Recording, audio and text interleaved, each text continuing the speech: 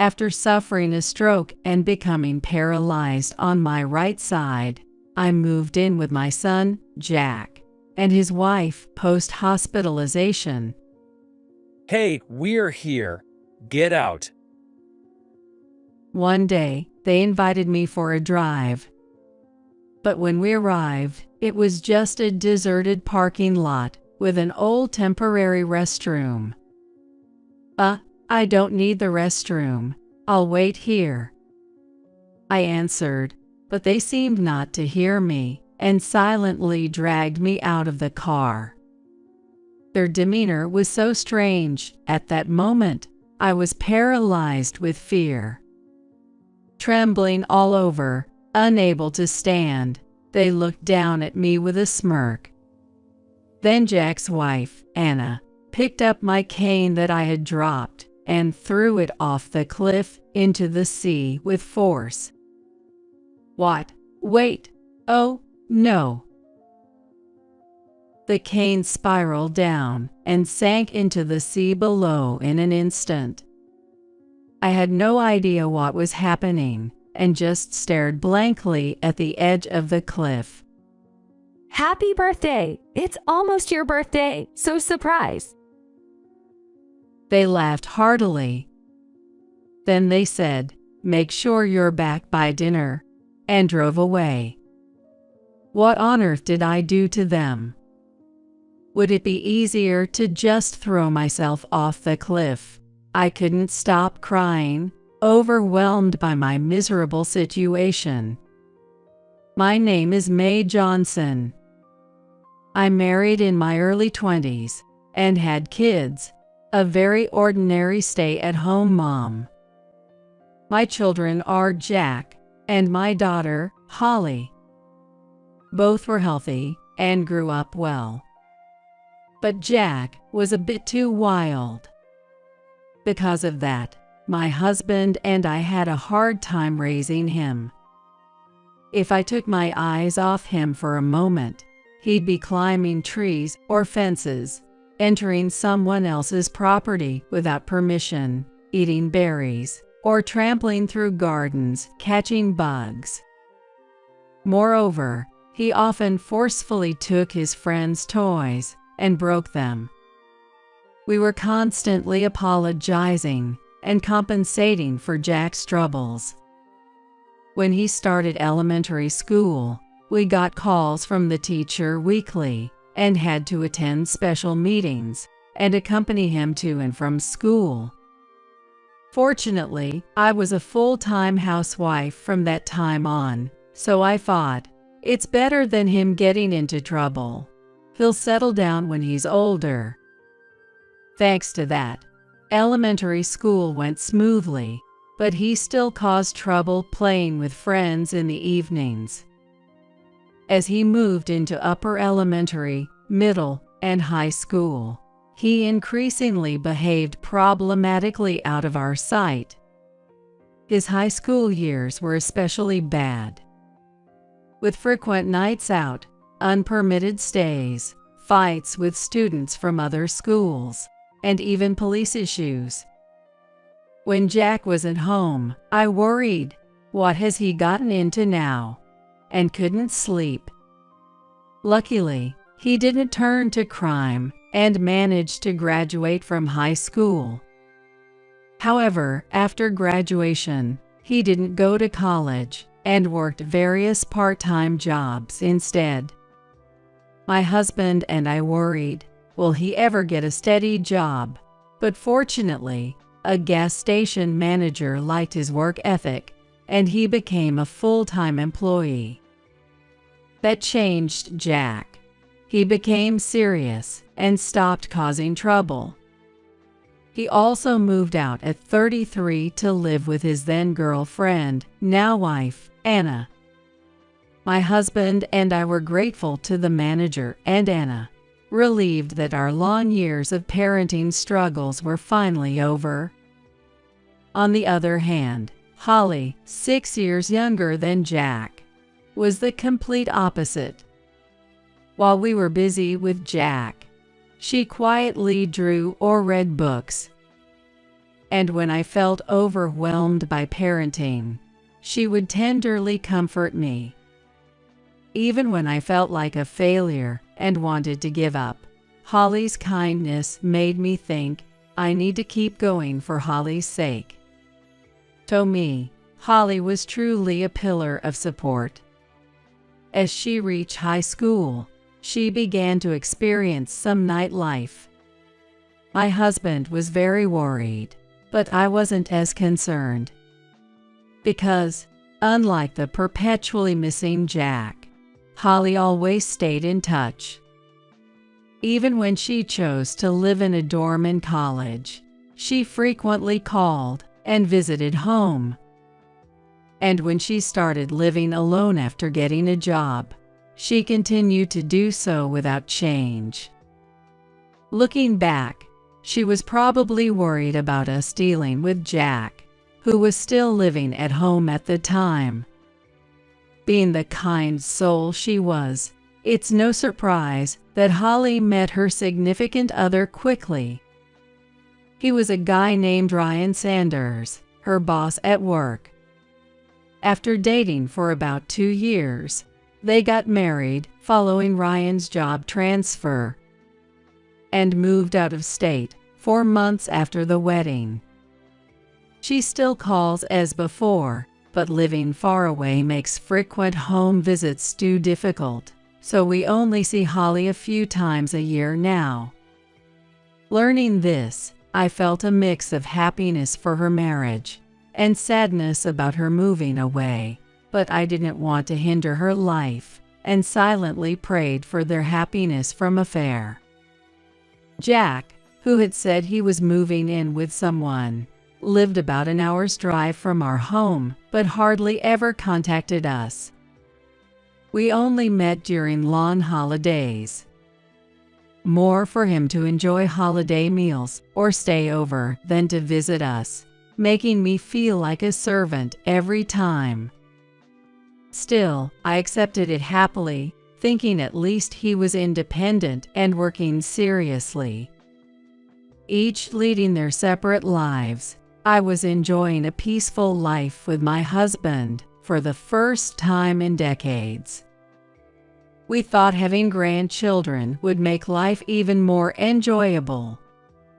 But then, my husband collapsed in the bathroom and passed away from a stroke caused by heat shock. Our old house gets extremely cold in the dressing area during winter. I was aware of heat shock risks from TV and used a fan heater as a precaution. But that day, for some reason, the fan heater wasn't on, leading to a drastic temperature change between the dressing area and bathroom, causing his stroke.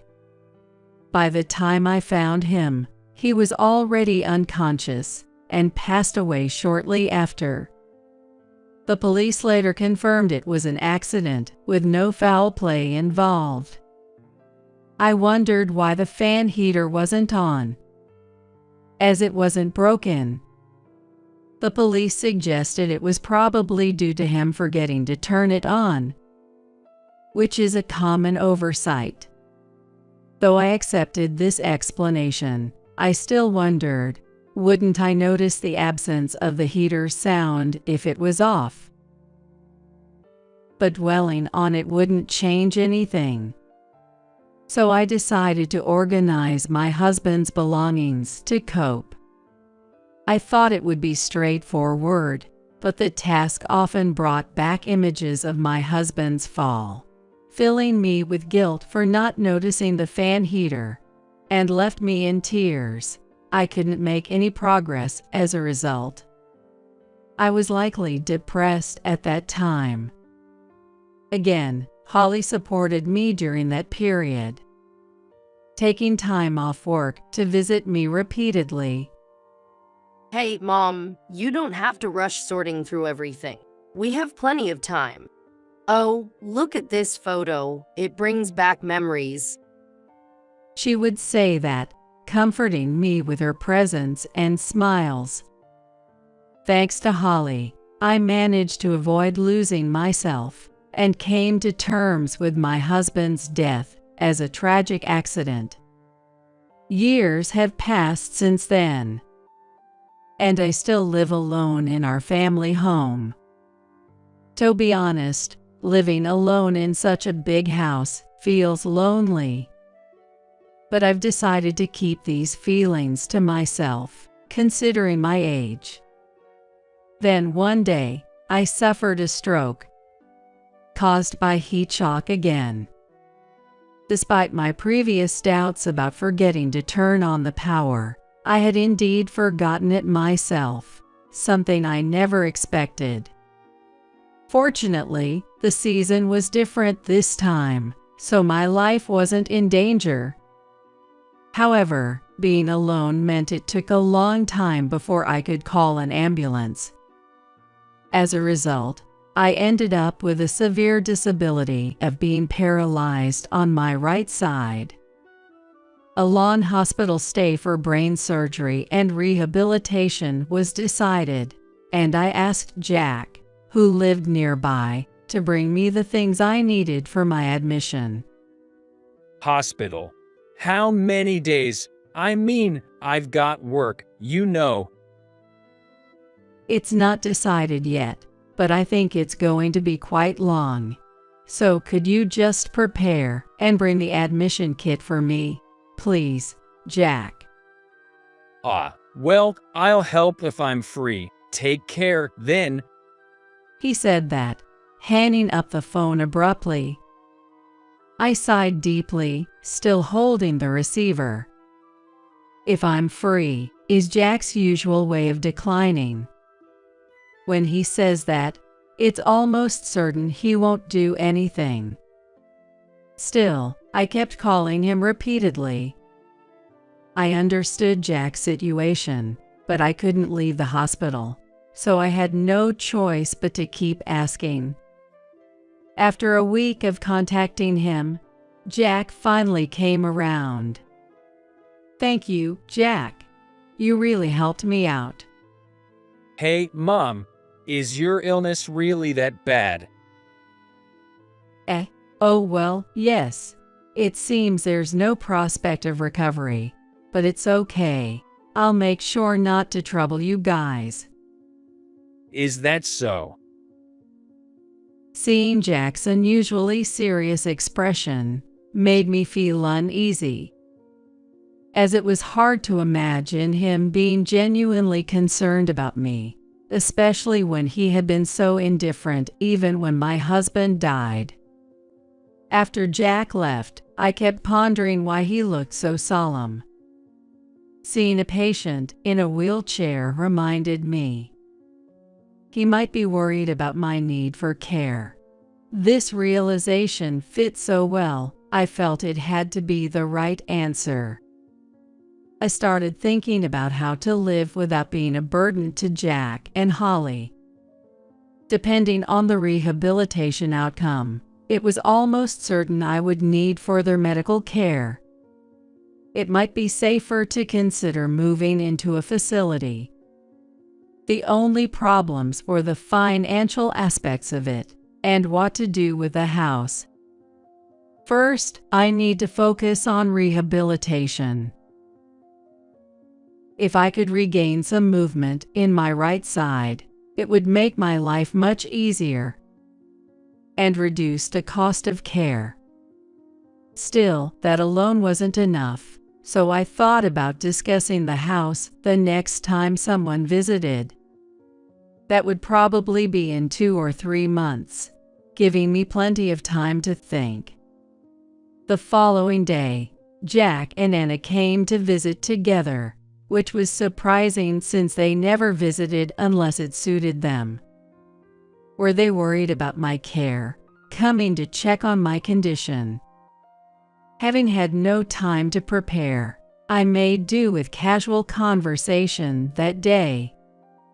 But then, they visited daily, bringing magazines to alleviate my boredom, and even flowers. Initially skeptical, by the time my discharge was foreseeable, I felt genuinely touched by their concern. One day, Holly visited after a long absence. Sorry I couldn't come sooner. It's okay. You have your job and family. Don't worry about me too much. Don't say that, Mom. Your family too? Holly's unwavering kindness soothed me. By the way, my discharge seems near. I'm thinking of moving into a facility. A facility? What for? I explained my condition and the idea of moving into a facility to Holly. She was aware of my after effects, but was surprised I considered living in a facility. Then she fell silent. I'm sorry for not saying anything, but living in that house with my condition is difficult, and it's safer in a facility, right? That's true, but if you're just worried about living alone, why not live with us? Really? But what would Ryan think? I don't think he'd oppose it. But yeah, let's discuss it as a couple, and then I'll bring it up again. If you're okay with it, Mom, I'd like to live together with you. Holly said that, showing me the same cheerful smile she had as a child. To be honest, I wanted to live with them too. But Holly has her own job and family. If I lived with them, I would burden Holly and her husband, Ryan. That thought made it hard for me to simply accept the offer. Hey, Holly, what are you talking about without asking? Jack, why are you angry? At the entrance of the hospital room, Jack suddenly shouted angrily and stormed in, followed by an upset-looking Anna. Of course, I'm mad. What's all this talk about doing whatever you want? We've been visiting Mom every day. Jack said that, glaring at Holly with a fierce look. But Holly, being used to Jack's temper, wasn't fazed at all, and retorted with a look of disbelief, "So what?" This seemed to infuriate Jack even more, as he harshly retorted, That means we have the right to live together. You moved out of state and neglected your parents. Stay out of this. Jack, moving away was unavoidable for her, so there's no need to talk like that to your sister. Mom, stay out of this. Listen, Holly, we've been preparing to live with Mom for a long time. So, we're the ones who will live with her. Got it? Holly and I were both shocked by the claim of preparing to live together. Though they visited frequently, there had never been any talk of living together from Jack and Anna. Not even a question about my discharge date. Anna, is that true? Doubting Jack's reliability, I instinctively asked his wife Anna. She smiled and said, "Of course, we can't leave you alone in this condition." At that moment, living with Jack and Anna seemed almost decided forcibly. Although I felt a bit discontented for not being able to choose my own living arrangements, I believed in their kindness at that time and thought living together would be all right. However, I would come to regret this thought greatly. When I first visited Jack and Anna's house after discharge, I couldn't believe my eyes. Their home, provided by Anna's relative for free, was nearly as old as mine, with many uneven floors and narrow corridors and entrances that made walking difficult. There were clutters scattered everywhere, making it easy to trip, with no handrails and a cramped restroom. The only exception was the bathroom, which was a walk-in unit with no steps and a warm dressing area due to recent renovations. At least the bathroom is safe. I initially fought, but using it with my paralyzed right side was frightening and nearly impossible without a half-filled tub or handrails. In the end, I was resigned to taking showers only, regardless of the season. They said they were preparing to live together with me, but what exactly did they prepare? I wondered to myself as I put up with living in a house that only raised more questions. Perhaps it simply couldn't be helped, as living together was a new experience to us. However, my patience didn't just wear thin. It snowballed into something much larger. Once, I folded laundry for Jack and his wife, both working full-time, thinking I was helping. Seeing this, they bizarrely asked me to help with even more chores. Take care of the bathroom cleaning, will you? Consider it part of your rehab. From tomorrow, please take out the trash and clean up because friends are coming over. It's all for your rehab, right? I kept enduring their constant demands under the guise of rehab. But there's only so much a person with right side paralysis can do. I finally spoke up, asking them to reduce the household workload. But Jack just yelled, "It's your rehab, so stop complaining and just do it." Far from easing, they even made me responsible for the most challenging task, cooking, criticizing me daily for bad and slow meals. I never expected that the two, who were so kind during my hospital stay, would turn so drastically once we started living together. Initially, I thought they were just irritable due to the unfamiliar setting of living together. But as I was yelled at and insulted daily, I began to think maybe my actions were provoking their anger. I felt increasingly cornered, and soon I was jittery at the slightest sound, never finding a moment of peace. How many more years must I endure these painful days? Thinking about the future made me wish I hadn't survived my stroke. My spirit was utterly broken. One day, after living with Jack and his wife for over 6 months, the three of us drove to a nearby supermarket. On the way back, Jack suddenly said, "Hey, as a thank you for all the housework you do, let's go for a little drive."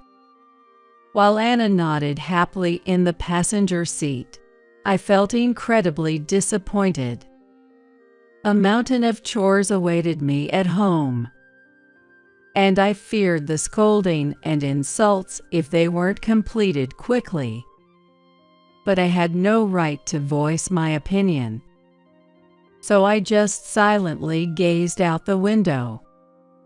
The car drove deeper into a deserted, dimly lit mountain road. Where were we heading? Just then, the view suddenly brightened. We arrived at a desolate parking lot, equipped only with an old temporary restroom, backed by a sheer cliff. It felt like the climax of a suspense drama. Were they planning to take a restroom break? But that old restroom was too cramped for me. I decided to stay in the car, sitting idly. Hey, what are you zoning out for? We're here, get out. I don't need the restroom. I'll wait here, I replied, but they didn't seem to hear me and dragged me out of the car. Their eyes were cold and disdainful, as if looking at trash.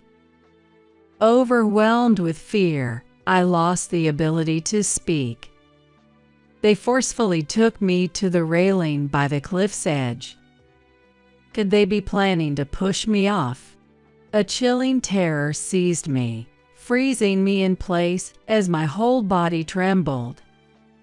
While I stood there, unable to move, they smirked down at me. Then Anna picked up my cane, which I had dropped, and hurled it off the cliff into the sea with force. Wait! Oh, no! The cane spiraled down, sinking instantly into the sea below. I was clueless and just stared blankly at the edge of the cliff. Happy birthday! It's almost your birthday, so surprise! That was hilarious. It flew off with such force. You were just like yourself back in your track and field days. That's irrelevant, don't you think? Anyway, we're heading back first. Oh, make sure you're back for dinner. If you need your cane, go fetch it yourself, okay? We won't help. Bye. With that, they drove off, laughing heartily. Birthday, surprise. This was just cruel bullying. At that moment, my heart was completely shattered. What on earth had I done to them? Would it be easier to just throw myself off the cliff? I couldn't stop my tears over my miserable situation. Reaching into my pouch for a tissue, I saw the charm Holly had given me. Right, I should ask Holly for help. I usually refrained from worrying her, but this time I was desperate. If I could just contact Holly, things might get better. I tried to move toward where people were. But without my cane, I couldn't stand or walk. Looking around for something to use as a cane, I found nothing. Feeling utterly hopeless, a car then entered the parking lot. Thinking I was saved, I desperately called out, "Please help." Mom? At the same time I called out, I heard Holly's voice calling me. Holly jumped out of the car and ran to me, embracing me tightly. "Holly, is it really, Holly?" It's me. I'm so glad you're safe. It felt surreal, like witnessing a miracle. As the person I longed to see appeared before me unexpectedly. I touched Holly's head, cheeks, shoulders, and hands repeatedly to confirm her presence. "Oh, it's really you. It's really Holly." Holly nodded and hugged me tightly.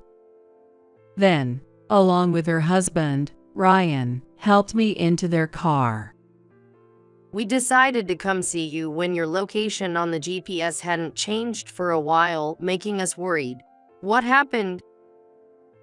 Well, I explained to Holly and Ryan about being abandoned, and how I felt living with Jack and his wife.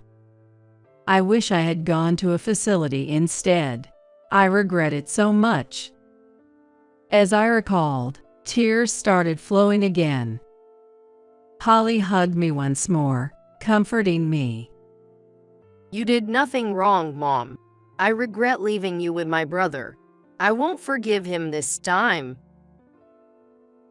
Seeing Holly so angry was a first for me, her mother.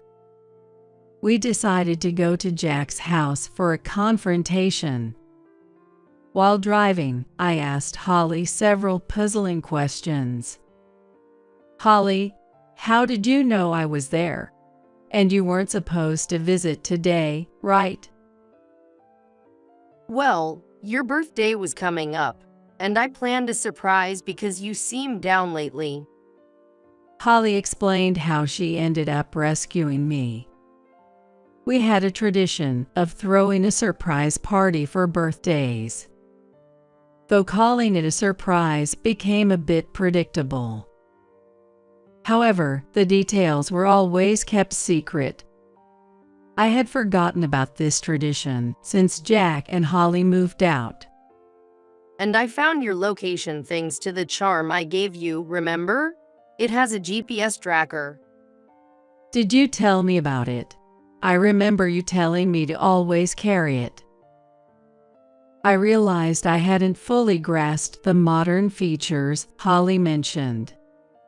But thankfully, I had kept my promise to carry it, which likely saved me. I felt deeply grateful for Holly, who always cared for me from afar. Soon, we arrived at Jack's house. Laughter from inside hinted they were unaware of our approach. Holly, with a fiercer look than before, used the keys I gave her to silently enter the house. What? Holly, why? You worthless brother. You're no family. You're such a disgrace. Holly's fierce demeanor made everyone present recoil in fear. Hey, what's the deal barging in like this? Mom isn't here right now. Wait, Mom. Are you kidding me? My presence stunned everyone. Upon noticing me, Jack and his wife turned pale as if they had seen a ghost. Overwhelmed by the return of my anxiety, I felt unable to stand. But Ryan quickly led me to a chair in the living room. And Holly rushed over, asking if I was okay. The difference between my son and daughter astonished me. Jack, what is this? How could you make our half-paralyzed mother live in such a terrible place? And what about leaving her stranded earlier? What are you thinking? Shut up. I don't care about this old hag. I thought by making her work, we'd get the inheritance sooner, but she's useless. Jack's callous words shocked me, Holly, and Ryan. We were left speechless. Well, she's still going to the hospital, right? It's about time. We've taken care of her, so all the insurance money should be ours.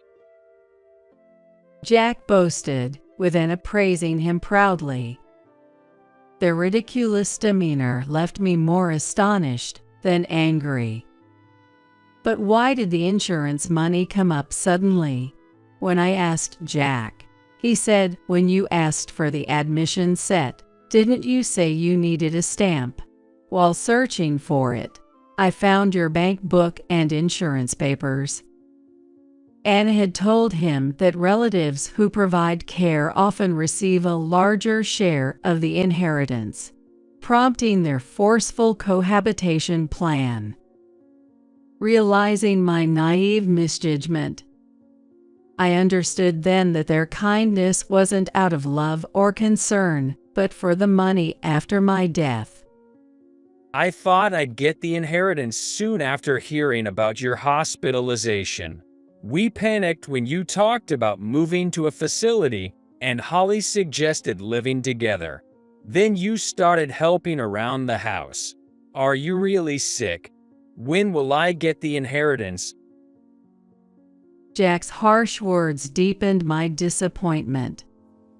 Yet, I saw this as an opportunity. I clarified to Jack that my hospitalization was not life-threatening and my visits were for monitoring, preventive measures, and rehabilitation advice. So I'm still quite fit. Now that inheritance came up, let's clear this up. I'll pass everything, including the insurance and inheritance, to Holly and Ryan. What? Wait, the inheritance is mine, right? Jack's absurd claim baffled me. His plan was to disinherit Holly by claiming he alone took care of me and managed my affairs. However, I wasn't dying, and his nonsensical plan was far from reality. It seems Jack's mind was filled with nothing but the thought of getting money the easy way. fearing they might concoct more schemes for my estate. I made a significant decision. I understand your thoughts now. Since that is the case, I now disown you, Jack. My strong declaration turned Jack and Anna pale. Disown? You're joking, right? How will I repay my debts? That's right. I bought 3 designer bags and even a new car, thinking we'd get a big sum. We're in trouble now. Jack and Anna had recklessly spent, assuming they'd receive my insurance and inheritance, and had even gambled their money away, accumulating debts. Even if we lost big, we thought we could cover it with the inheritance. Mom, lend us some money, at least $10,000 for now. Dismissing Jack's ludicrous request, I decided to return to my beloved home, packing only essentials. Back home, I opted for in-home care services that provide bath and household support, allowing me to have some peace despite the cost.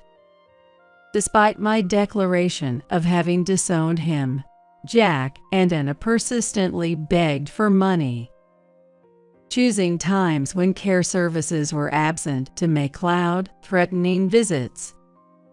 Their appalling behavior led to frequent police reports. Eventually, they barged in, attempting to steal my bank book, leading to their arrest for attempted burglary.